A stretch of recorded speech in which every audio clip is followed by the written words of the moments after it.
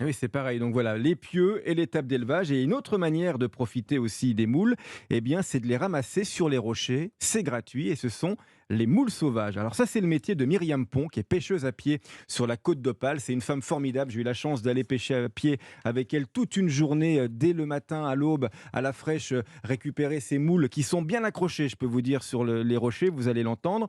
Elle anime des ateliers sur le littoral de la mer du Nord pour éduquer les plus jeunes aussi à la préservation des ressources. Alors rendez-vous sur le gisement de Ningles, c'est une commune du Portel, on est dans le Pas-de-Calais.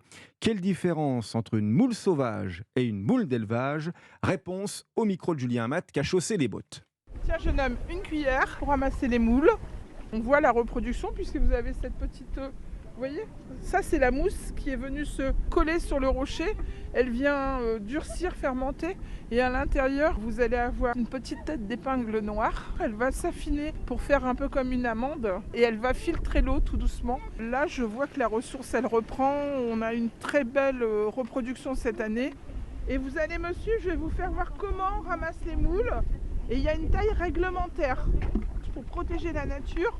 C'est 4 cm. Lorsqu'on était enfant, on venait à la pêche aux moules. Et si on était sage, on avait un petit cornet de frites avec un petit morceau de camembert. On met la cuillère sur la moule, on met le pouce sur la moule et on soulève avec la cuillère. C'est facile de tirer ou c'est compliqué? Des fois c'est compliqué, des fois c'est dur. On voit que c'est une moule de pays, elle a une force. Vous voyez, là on le voit ici, regardez, j'ai tiré la moule. Elle est accrochée, elle ne vient pas, elle a son byssus. Une moule de roche, c'est beaucoup plus solide qu'une moule de culture. Ah ouais, elle est costaud, hein, la bougresse, hein. Alors, il y a des quotas quand même, hein, pour les cueillir.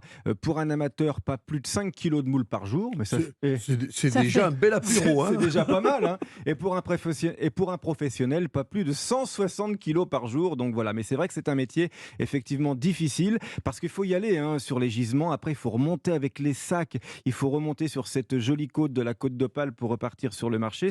C'est du boulot. Alors, ce qui fait qu'une moule est charnue,